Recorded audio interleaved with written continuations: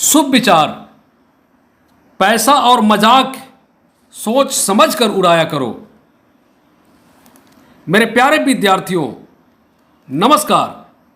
मैं हूं doctor Chhotelal Gupta, assistant professor. आज के हिंदी क्लास में कथा सम्राट मुंशी प्रेमचंद की कहानी ईदगाह पर चर्चा करूंगा। अब आप ध्यान से सुने। ईदगाह कहानी मुंशी प्रेमचंद की सर्वश्रेष्ठ कहानियों में से एक है। उन्होंने दो उद्देश्यों को लेकर ईदगाह कहानी लिखी है।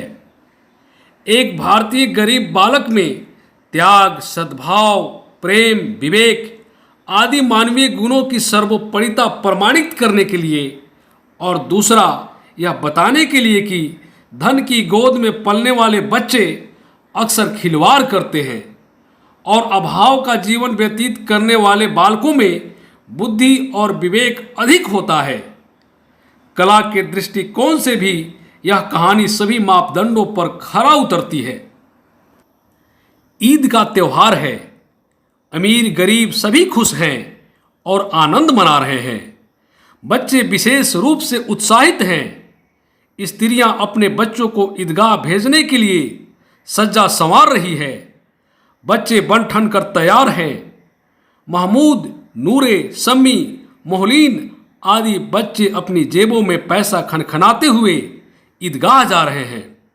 ये सभी धनी बच्चे हैं। इन सभी बच्चों में एक बच्चा हामिद है जो गरीब है, परंतु वह संतुष्ट और खुश है। हामिद 6 वर्ष का एक अनाथ बालक है। उसका पालन पोषण उसकी बुढ़ी दादी अमीना करती है। ईद का त्यौहार मनाने के लिए हामिद के पास अन्य धनी बच्चों के समान पैसे नहीं है, फिर भी वह संतुष्ट है। वह आशावान है। वह इस आशा के साथ जीवन बसर करता है कि उसके पिता धन कमाने के लिए गए हैं और उसकी माँ भगवान के घर से अच्छी अच्छी चीज़ें लाने गई है। माता पिता के पास वापस लौटने पर उसके पास भी पर्याप्त धन होगा और तब वह अपनी समस्त इच्छाओं की पूर्ति कर सकेगा। अपनी चिंतित व उदास दादी को तसल्ली देकर हामिद गांव के लोगों और बच्चों के साथ ईदगाह के लिए प्रस्थान करता है। सभी बच्चे प्रसन्नता के साथ खेलते कूदते शहर पहुंचते हैं। शहर के बड़े बड़े बाग, आलीशान मकान, बंगले, अदालत कचहरी इन बच्चों को आकर्षित करता है।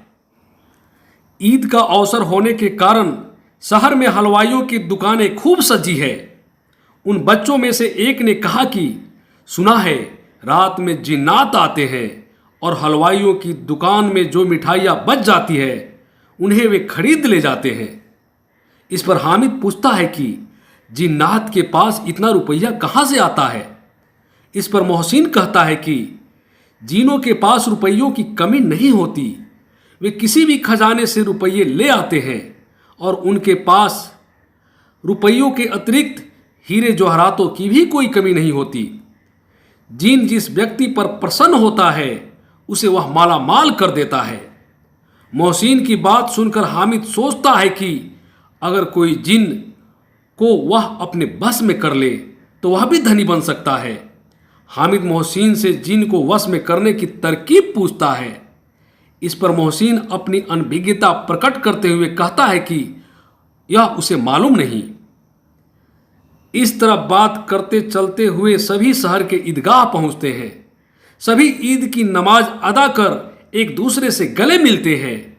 इसके बाद सभी बच्चे खिलौने और मिठाइयों की दुकान पर आ जुटते हैं। कुछ लड़के मिठाइयाँ खरीदते हैं और कुछ अपनी पसंद के खिलौने। हामिद के पास 3 पैसे थे जिससे न तो वह मिठाई खरीद सकता था और न ही कोई खिलौना।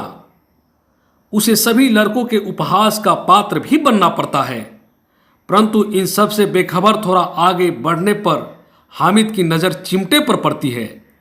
उसे याद आता है कि उसकी दादी के पास चिमटा नहीं है, इसलिए रोटियां सेकते समय उसकी दादी का हाथ अक्सर जल जाया करता है।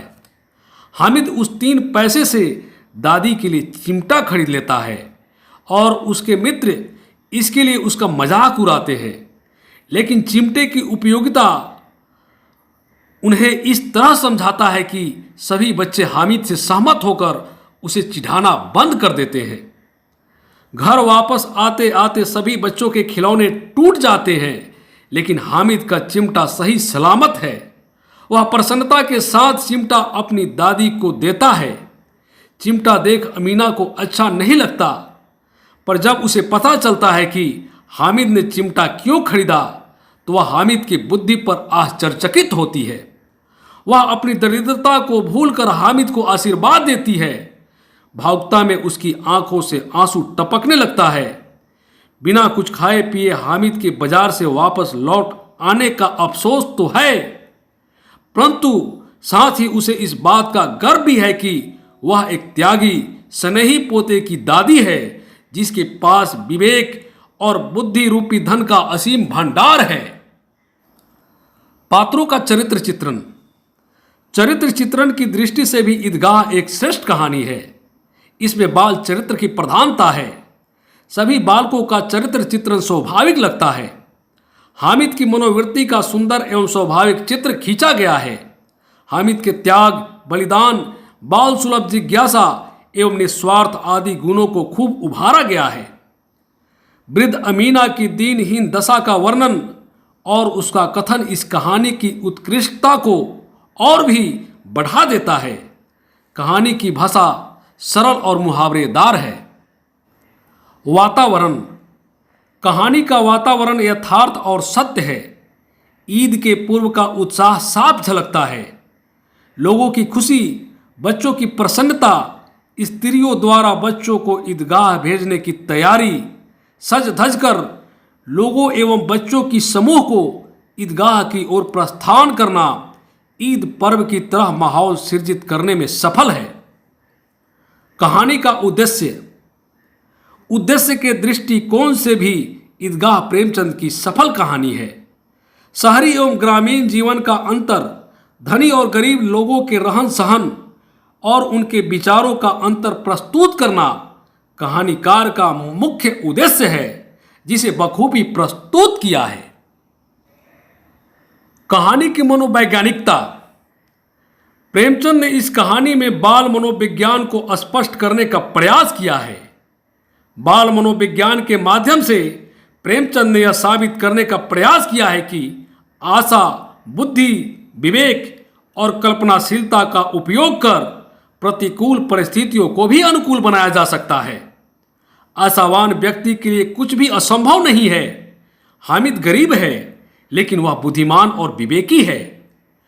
वह मिठाई और खिलौना की जगह चिमटा खरीदकर भी अपने अन्य मित्रों से अधिक प्रसन्न है, क्योंकि वह ईद की खुशी अपनी दादी के साथ बांटना चाहता है। वह दूसरों की खुशी में ही अपनी खुशी तलाशता है।